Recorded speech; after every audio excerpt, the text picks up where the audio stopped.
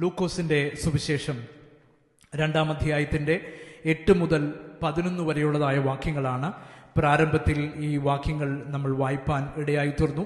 ലൂക്കോസിന്റെ സുവിശേഷം 2-ാം അധ്യായത്തിന്റെ 8 മുതൽ 14 വരെയുള്ളതായ വാക്യങ്ങൾ. ഞാനിവിടെ എല്ലാ വാക്യങ്ങളും വായിക്കുവാനായിട്ട് സമയം എടുക്കുന്നില്ല. എങ്കിലും അതിലെ ഒരു വാക്യം ഇവിടെ മുൻപ് പ്രിയ ജോൺ ബ്രദർ പ്രസംഗിച്ചപ്പോൾ ആ വാക്യങ്ങൾ സൂചിപ്പിക്കുകയുണ്ടായി. കർത്താവായ ക്രിസ്തു എന്ന രക്ഷിതാവ് ഇന്ന് ദാവീദിന്റെ പട്ടണത്തിൽ നിങ്ങൾക്കായി ജനിച്ചിരിക്കുന്നു. കർത്താവായിരിക്കുന്ന ക്രിസ്തു എന്ന രക്ഷിതാവ്, ക്രിസ്തു എന്ന രക്ഷിതാവ്, ജീസസ് ദ സേവിയർ. ക്രിസ്തുമസിന്റെ സന്ദേശം എന്ന് പറയുന്നത് ക്രിസ്തു രക്ഷിതാവാണ് എന്നുള്ളതായ സത്യമാണ്. നാം ഈ സമയം വരെയും ഗാനങ്ങളിലൂടെ, ദൈവ വചനത്തിലൂടെ, വാക്യങ്ങളിലൂടെ നമ്മൾ കേട്ടതായ ഒരു സത്യം എന്ന് പറയുന്നത് ക്രിസ്തു രക്ഷിതാവാണ്. അപ്പോൾ ക്രിസ്തുവിന്റെ ജനനത്തെക്കുറിച്ച് വേദപുസ്തകത്തിൽ, സുവിശേഷങ്ങളിൽ, പ്രത്യേകിച്ച് മത്തായി, ലൂക്കോസ് വളരെ വിശാലമായിട്ട്, വളരെ വിപുലമായിട്ട് രേഖപ്പെടുത്തിയിട്ടുണ്ട്. ഈ 2 സുവിശേഷങ്ങളിൽ, പ്രത്യേകിച്ച് ലൂക്കോസ് ഈ സുവിശേഷം എഴുതുമ്പോൾ വളരെ അധികമായി, വളരെ വ്യക്തമായി, ക്രമീകൃതമായിട്ട് ഈ സുവിശേഷത്തിൽ രേഖപ്പെടുത്തിയിട്ടുണ്ട് ക്രിസ്തുവിന്റെ ജനനത്തെക്കുറിച്ച്. അപ്പോൾ ഇവിടെ ഈ ക്രിസ്തുവിന്റെ ജനനം, അതിന്റെ ജനിക്കുവാൻ പോകുന്നതിനുള്ളതായ അനൗൺസ്മെന്റ് വിവിധ നിലകളിൽ നമുക്ക് കാണുവാൻ സാധിക്കുന്നുണ്ട്. എന്നാൽ ആദ്യം ക്രിസ്തുവിന്റെ ജനനത്തെക്കുറിച്ചുള്ളതായ സന്ദേശം ദൈവം അനൗൺസ്മെന്റ് ചെയ്തത്, ദൈവം അരുളി ചെയ്തത് വളരെ സാധാരണക്കാരായിരിക്കുന്ന, ദരിദ്രനായിരിക്കുന്ന, സമൂഹത്തിൽ തള്ളപ്പെട്ട്, അല്ലെങ്കിൽ മതപരമായി ചിന്തിക്കുമ്പോൾ അവർ അയോഗ്യരാണ് ദൈവത്തിന്റെ അടുക്കൽ വരുവാൻ, പ്രത്യേകിച്ച് ആലയത്തിൽ, ടെമ്പിൾ അവർക്ക് കയറുവാൻ അവർക്ക് സാധിക്കുകയില്ല. അങ്ങനെ മതപരമായിട്ടും സാമൂഹികമായിട്ടും തങ്ങളുടെ ജീവിത സാഹചര്യങ്ങൾ കൊണ്ടുമൊക്കെ സമൂഹത്തിൽ വളരെ താഴ്ന്ന രീതിയിൽ ജീവിക്കുന്നതായ വ്യക്തികളാണ് ഈ ഇടയന്മാരെന്ന് പറയുന്നത്. എന്നാൽ ഈ ഇടയന്മാർക്കാണ് ദൈവം ഈ ലോകത്തിൽ വരുവാനുള്ളതായ, ഈ സർവ ലോകത്തിനും ഉണ്ടാകുവാനുള്ള മഹാസന്തോഷം, സർവ ലോകത്തിനും ഉണ്ടാകുവാനുള്ള മഹാരക്ഷ, ഈ രക്ഷയെക്കുറിച്ച് മാനവരാശിയുടെ പാപത്തിന്റെ പരിഹാരത്തിനായിട്ട്, പഴയ നിയമത്തിൽ മനുഷ്യന്റെ പാപത്തിന്റെ പരിഹാരത്തിനു വേണ്ടി യാഗങ്ങളിലൂടെ, കർമ്മങ്ങളിലൂടെ പാപം പരിഹരിക്കപ്പെടുവാൻ, ന്യായപ്രമാണത്തിലൂടെ പരിഹരിക്കപ്പെടാതിരുന്നപ്പോൾ ഈ ക്രിസ്തു ഭൂമിയിൽ മനുഷ്യന്റെ പാപത്തിനു വേണ്ടി അവതരിക്കുന്നു എന്നുള്ളതായ ആ മഹാസന്തോഷം, ആ മഹാരക്ഷയുടെ ദൂത് മനുഷ്യരോട് അറിയിക്കുവാൻ ദൈവം തെരഞ്ഞെടുത്തതായ ഒരു കൂട്ടമാണ് ഇടയന്മാര്. ഒരുപക്ഷെ അവർ തങ്ങളുടെ അധ്വാനങ്ങളിൽ പ്രാവീണ്യമുള്ളവരാണ്, ശക്തമായി ആത്മാർത്ഥമായി അധ്വാനിക്കുന്നവരാണ്. അപ്പോൾ ഇവർക്ക് പ്രത്യക്ഷമായിട്ടാണ് ക്രിസ്തു ഈ ലോകത്തിന്റെ രക്ഷിതാവാണെന്ന് ദൂതന്മാര് അവരോട് പറയുന്നത്.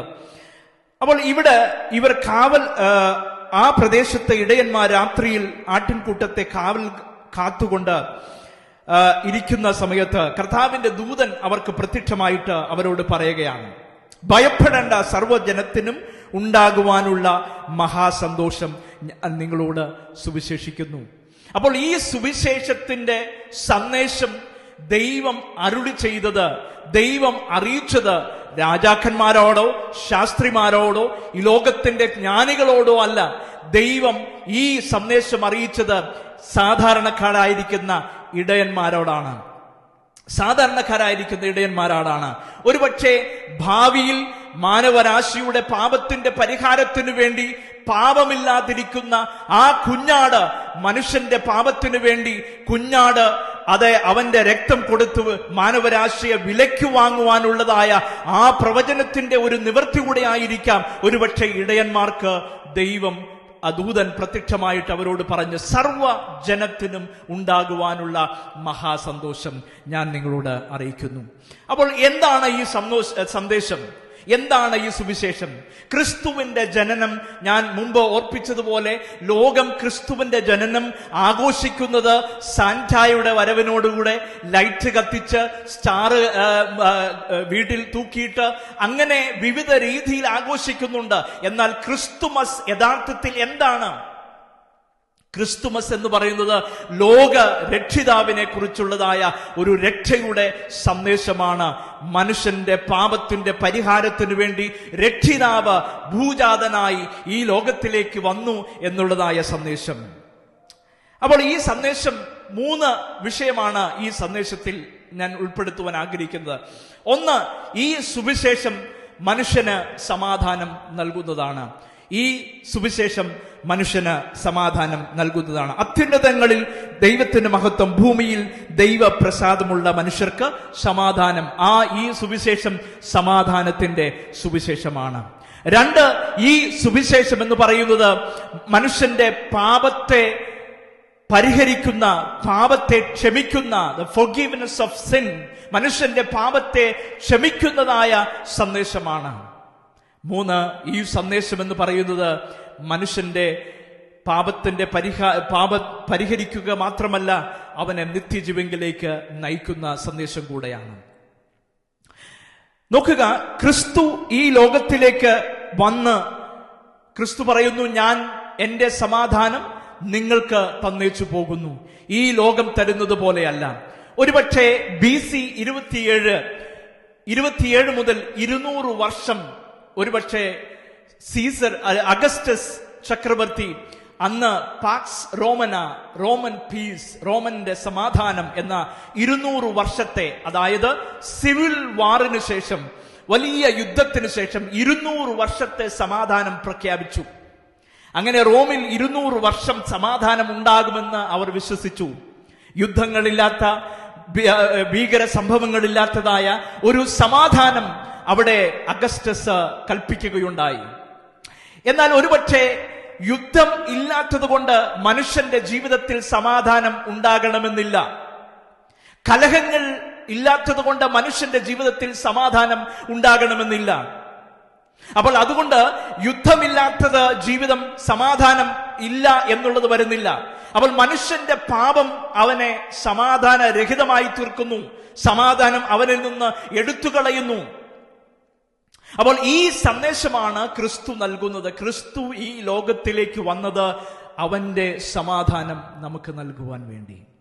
ഈ സന്ദേശം കേൾക്കുന്ന ദൈവമക്കളോട് ഞാൻ പറയുവാൻ ആഗ്രഹിക്കുന്നത്, ഇന്ന് ഈ സമാധാനം നിങ്ങൾ അനുഭവിക്കാത്ത വ്യക്തിയാണെങ്കിൽ ക്രിസ്തുവിനെ സ്വീകരിക്കുക.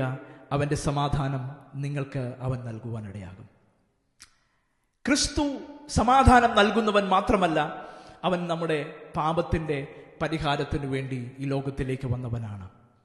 ഈ ലോകത്തിൽ മനുഷ്യന്റെ പാപം മോചിക്കുവാനായിട്ട് ആർക്കും കഴിയാതെ വന്നപ്പോൾ, ഒരു സംഹിതയ്ക്കും ഒരു ന്യായപ്രമാണത്തിനും ഒരു പ്രവൃത്തിക്കും മനുഷ്യന്റെ പാപം പരിഹരിക്കുവാൻ കഴിയാതെ വന്നപ്പോൾ, ദൈവത്തിന്റെ പുത്രനായിരിക്കുന്ന ക്രിസ്തു ഭൂമിയിൽ ഭൂജാതനായി മനുഷ്യന്റെ പാപത്തിന്റെ പരിഹാരത്തിനു വേണ്ടി കാൽവരി കുലക്കളത്തിൽ തന്റെ ജീവനെ താൻ അർപ്പിക്കുവാനിടയായി തീർന്നു.